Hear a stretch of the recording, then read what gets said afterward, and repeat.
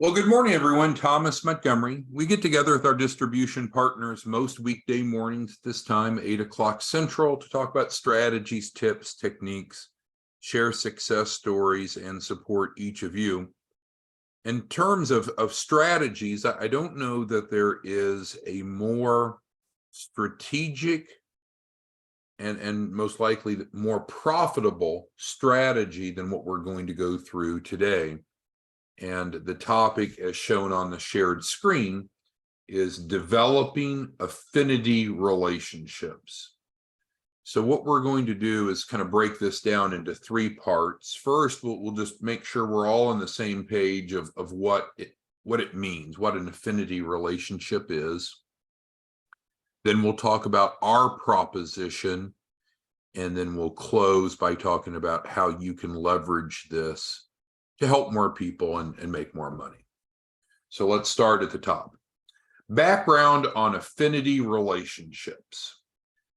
The question is, well, what is an affinity relationship? And the answer, according to the Association of Chamber of Commerce Executives, ACCE, an affinity program is a type of a business partnership.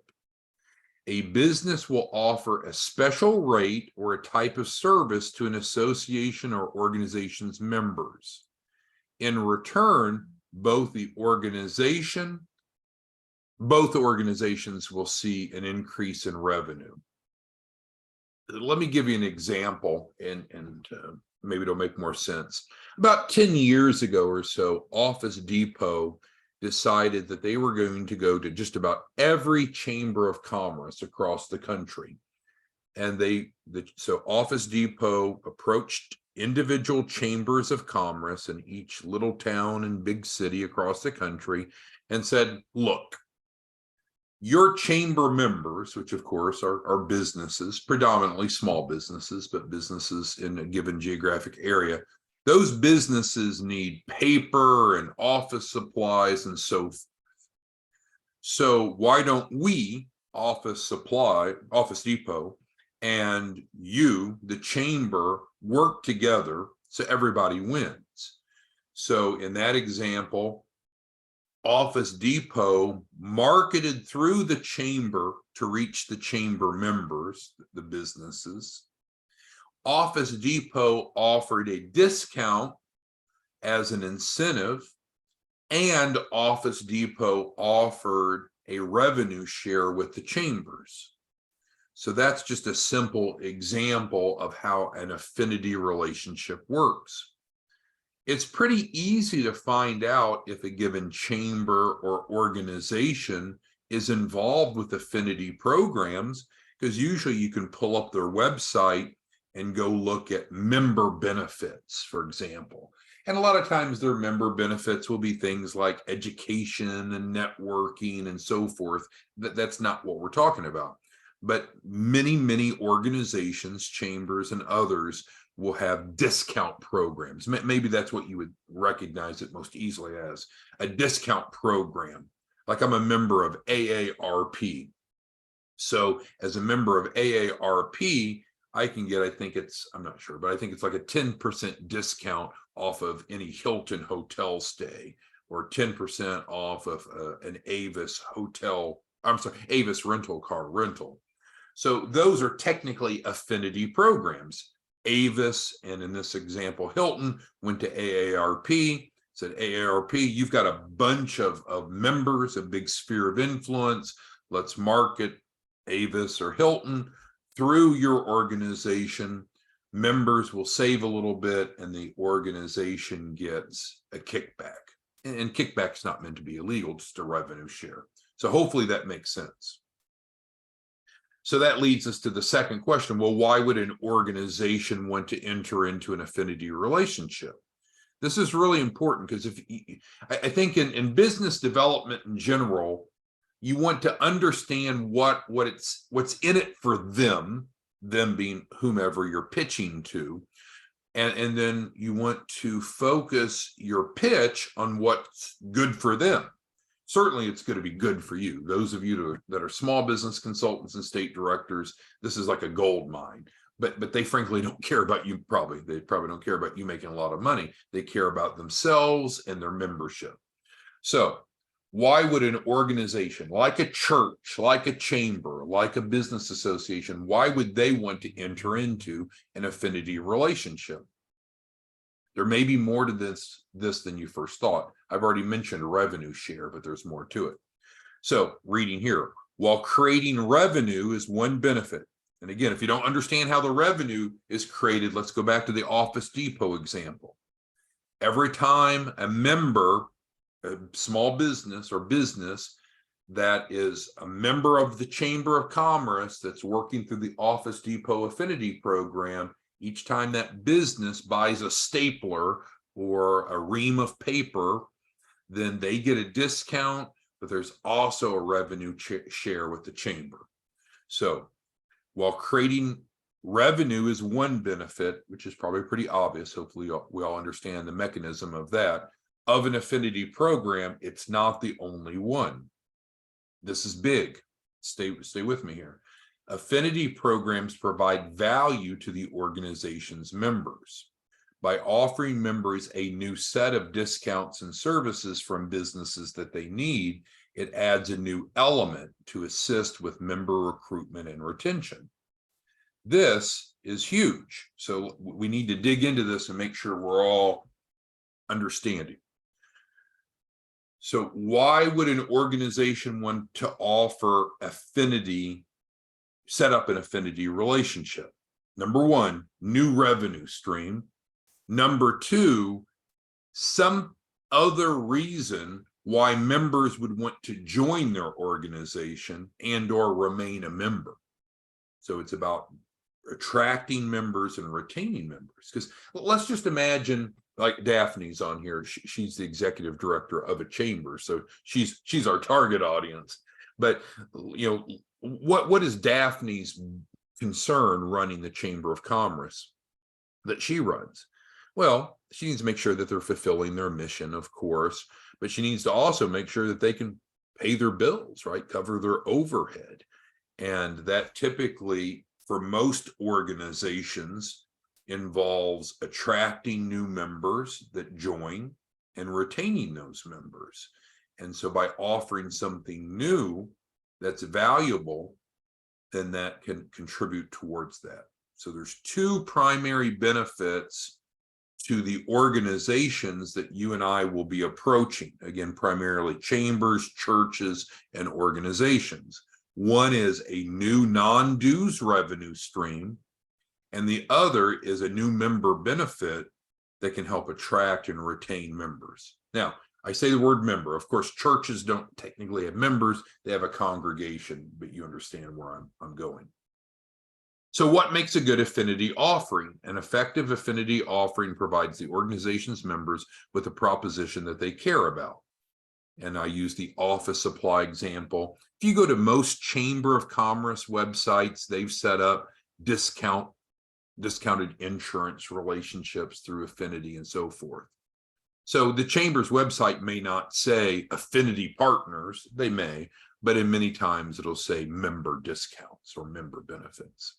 So I'm going to get down to our proposition that you and I can work on together and monetize, but I want to pause here for a second. Does anyone have questions on the big picture of what it means to have an affinity relationship? Any questions, any comments, any concerns on that at a macro level? Because now we're going to drill down to what you and I can do together. Does that make sense? Any questions? This may be new to some of you, but it's real easy to get your arms around. Just pull up any big chamber, maybe any chamber, but pull up any big Chamber of Commerce and click on member benefits, and you'll probably see a bunch of discounts. Those discounted relationships are typically an affinity model, where not only are the members getting a discount, but the sponsoring organization is getting a revenue share. Okay, I think we're good there. So now let's move on down to our affinity offering. So I think what you and I would agree is most entrepreneurs don't qualify for bank and SBA business financing, as they are not properly prepared to meet the underwriting requirements. That's a huge sentence. Let's stop and dig into it. Would you and I agree that most small businesses want and need more capital to start and grow? I think the answer to that is absolutely yes. So not all of them do, but the vast majority do. Well, if there's banks and credit unions and alternative lenders all across the internet, why is there a disconnect, right? How can there be millions of small businesses that want capital, and there's seemingly an infinite number of lenders of different types, shapes, and forms? Why would there be an imbalance? Why isn't there an equilibrium? Why doesn't every small business have access to all the money that they want and need? Because there's plenty of money to be lent. Well, this first sentence describes it, right? It's not a shortage of money. It's not a shortage of lenders. It's the problem that most entrepreneurs, they don't qualify. They're not credible enough on paper. Well, fortunate for them and for you and I, that's what you and I do. As technical advisors, we are helping clients become credible enough to get funding. And in fact, we guarantee that they'll be credible enough to get at least 100,000, could be more. So that's the problem that you and I are solving. We are helping businesses qualify for funding, and we guarantee it. Therefore, let's continue on. The purpose of our Affinity Program is to improve the financial literacy and increase access to capital of small businesses by working collaboratively with chambers, business organizations, churches through a two-prong offering. So we're pivoting from this broader discussion of what is an affinity program to talk about ours. And the first thing that we do is we identify the problem that we're solving. Most small businesses do not qualify. That's the problem. But what you and I do, we fix that problem, and we're going to fix that problem for small businesses that are that are participants, members, congregation, what have you, of organizations through our Affinity Program. So let's talk about our two-prong offering. Ready? Number one, as a new member benefit. Now this wording is huge. I really need you to understand it. So is this just the same as going out to the marketplace and saying the same thing that we've always said? No. We want to position this as a member benefit, because what happens when it's a member benefit, it has the endorsement, the support of the sponsoring organization. So they may not know you, they may not know us, but those individual entrepreneurs know that they're a member of XYZ Chamber of Commerce. And so if being a member of XYZ Chamber of Commerce provides them a new member benefit, that has instant credibility. We get over the credibility gap. Does that make sense? But let's move on. So two-prong offering. Number one is a new member benefit at no cost to the affinity partner. So the affinity partner is like the church or the organization, the chamber. So at no cost to the affinity partner nor its members, we will conduct a complimentary free funding proposal for each small business to provide them immediate funding options. So this is the same free funding proposal that we've talked about, that we offer. We do a ton of these, but what we're talking about is a different way, a more strategic way to reach a larger number of participants by leveraging the affinity model. So the benefits of the free funding proposal is the same as we've covered before. There's no hard inquiries, there's no minimum credit scores, there's no minimum time in business. Participants get the offers, they pick the offers they want, they decline the ones that they don't. Everybody gets at least one offer. And we had the success story I sent out to each of you late yesterday. We've had yet another client that received over $250,000 of first tranche funding within 24 hours. So the first benefit is that we're going to that chamber. Let's go back to Daphne. We'll just pick on her a little bit because she is the executive director of a chamber. So, hey, Daphne, how about we collaborate to help your chamber have a new non-dues revenue stream? a new member benefit that's going to probably help you attract and retain clients. And it's going to help your members, because the first of the two things we're going to do, Daphne, is we're going to help them get access to capital right away through a free funding proposal. And Daphne, there's no hard inquiries, there's no minimum credit scores, no minimum time in business. We're going to get your members all the offers that they qualify for now. They can pick the ones that they want. They can decline those that they don't. So let me pause there. Does this make sense so far? Any questions on the first of the two benefits is the free funding proposal? Okay, now let's move on to the second benefit. After the small business member receives their first tranche of funding, and what we said is everyone will receive at least one tranche, one funding offer. So after they receive that first tranche, then we're going to proceed and we're going to evaluate their needs, their wants, their preferences, their mitigating circumstances, and create a plan to get from here to there for their short-term and long-term capital needs. This includes developing the loan package for each participant. Now, the problem that you and I will run into in some cases is people don't necessarily appreciate a loan package. It's like, I don't want a loan package, I just want funding. But what did we talk about earlier? Most entrepreneurs do not qualify. They don't present themselves as credible enough. Well, that's what you and I are doing through this process, is we're getting them their initial funding offer, if I can highlight that, of what they qualify for right now. And then we're helping them put together the documentation that's needed to get from here to there, such as the business plan, the financial projections, and then helping them be credible on paper. Those things we've called the 3 C's: credit, collateral, and capacity. So we're solving this problem. This is how we solve it. We get them initial funding that they qualify for immediately, and then we help them become credible on paper thereafter to get at least 100,000. So this isn't different than what we've been doing. All we're talking about today is how to approach the conceptual idea of how to approach churches, chambers, and organizations to get access to their membership pool. Hopefully that makes sense. Now let's talk about what's in it for them.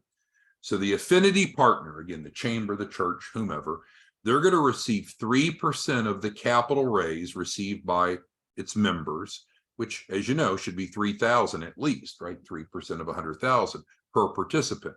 And obviously there's no cost for these affinity partners to participate. So they have no investment. They're going to help us get the word out, because we're going to position this as a new member benefit. They're going to be able to push it out to their membership, right? Chambers have websites and newsletters and meetings. So the chamber can very efficiently let their membership know that this is a new member benefit. Same with churches. Churches have congregations. Many of them meet in person. So these are spheres of influence that can share in the revenue and push the message out. Now, an optional part is we encourage, but we don't require affinity partners to revenue share with their membership. So that way everybody wins. So that part's optional. So you win, and we'll talk about that in just a second, what's in it for you economically, but you win, you make a lot of money. The affinity partner, the chamber, the church, the organization, has a new revenue stream. And if they follow our best practice, then the members are also saving money. Because notice when we used the Office Depot example earlier, Office Depot offered a nominal discount through their affinity program. So we would like to offer a discount or the ability for, through the affinity program, that there's a better deal on the table. All right, so now let's pivot over and talk about what's in it for you. So you can go out and develop affinity partnerships. Daphne and I talked 2 days ago. She's got an idea to develop probably over 100 of them in short order, but each of you could do this if you wanted with churches, chambers, other organizations. The key is, I don't want to use the word key. What's instrumental is to have key influencers, people or organizations that have a group of businesses that they have influence over to be able to push the message out, right? That's the important piece here. So you can go out and develop affinity partnerships and earn a lucrative override of all the capital raised through those relationships by addressing a key issue that most entrepreneurs face: access to capital and a proven, legitimate, and predictable methodology. So essentially, we would set you up as a state director. State directors earn overrides. And so it's a 1% override. So as a state director, then and there's no cost to be a state director, no performance requirements, no strings attached. As a state director, then you can go out and develop these affinity partnerships. The affinity partners are making the 3%. You're making the 1% override just for essentially brokering the deal. So let's look at an income example. So let's say that we developed an affinity partnership with an organization that has 100 members. That's a small number. Now, some chambers have fewer members, some chambers have more. Many organizations have a lot more, but let's just go with an even 100 and talk about how the dollars would work. So if we roll this out properly, and I'm going to explain that more in a moment, and there's an asterisk here and it's discussed. We'll come back to that. But if we roll it out properly, our goal would be to get half of the members to participate. So half of the members of the chamber, for example. Well, if we have a 100-member entity organization, that's our affinity partner, and we only get half to participate, that's 50. So how much does the affinity partner expect to make? Well, if of the 100 members, 50 participate, and we expect them to make 3,000 for each of the participants, 50 times 3,000 is an extra 150,000 to their bottom line. That's great. They didn't invest anything. It's a new revenue stream for the affinity partner. Plus, they have another resource to attract and retain membership. Make sense? And then for you, we would consider you a state director. You're making an override of 1%. So if we have 100 members and half participate, then 50 participate, just like we said a moment ago. You're making $1,000 a pop, and so that's $50,000 for you.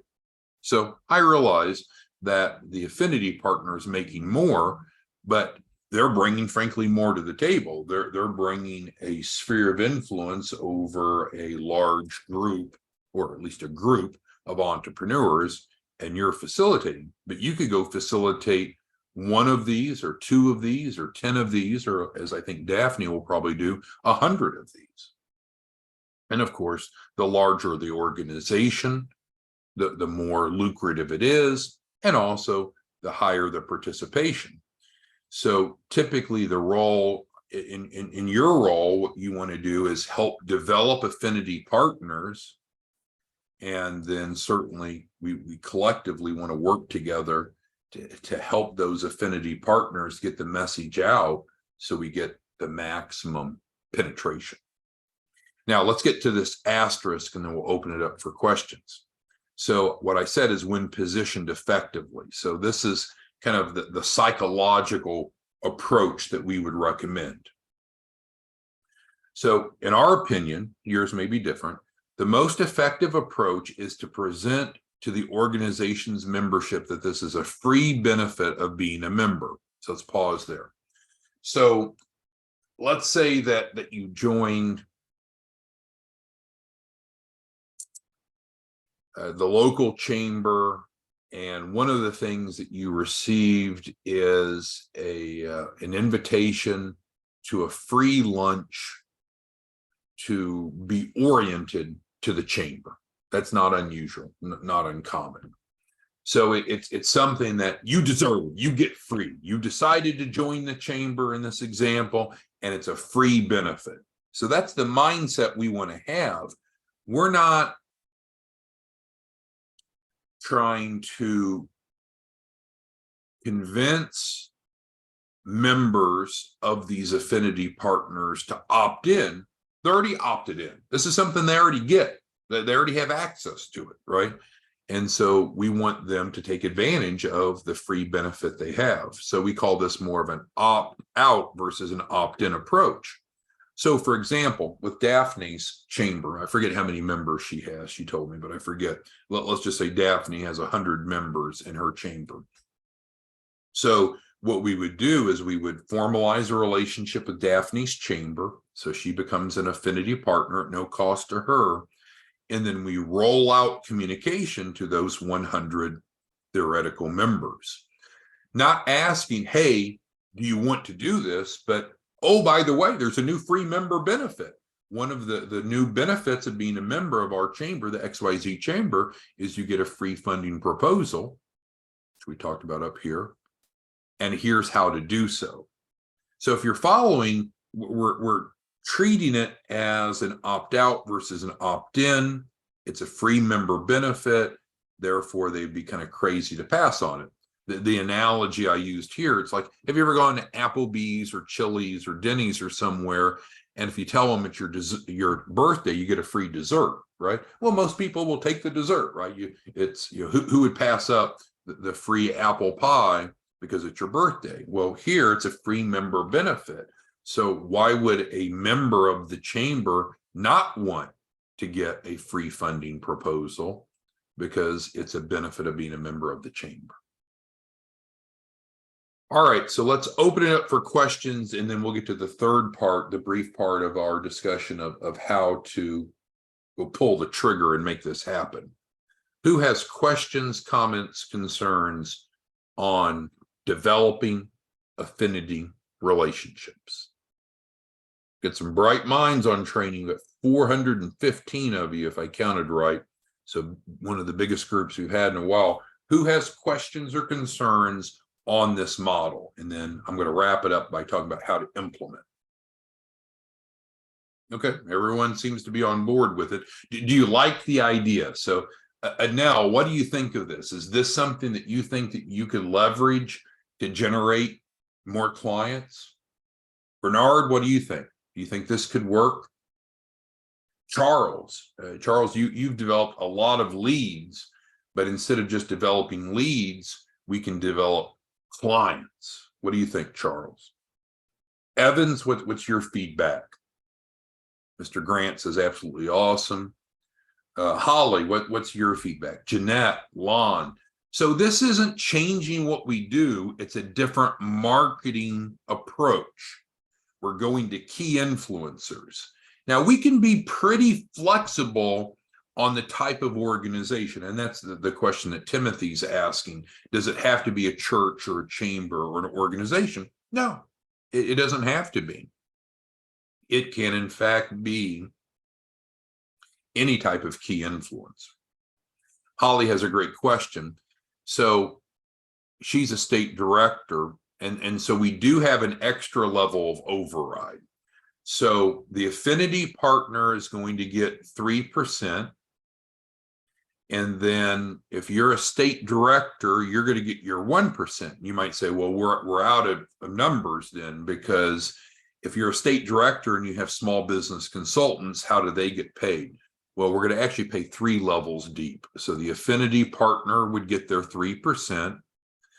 The consultant that's bringing in the deal gets their 1% override.